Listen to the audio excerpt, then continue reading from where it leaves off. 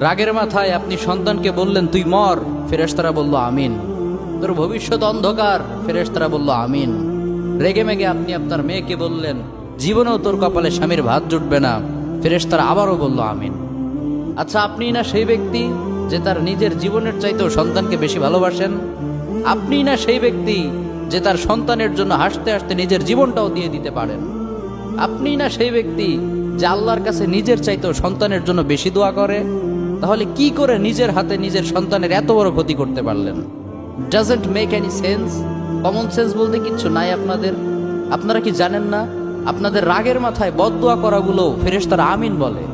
দাওয়াতুল ওয়ালিদ আলা ওয়ালাদি, বাবা মা তার সন্তানের জন্য যেই দোয়া করে সেটা ভালো হোক কিংবা বদদোয়া হোক, আল্লাহ সেটাই কবুল করে নেয়।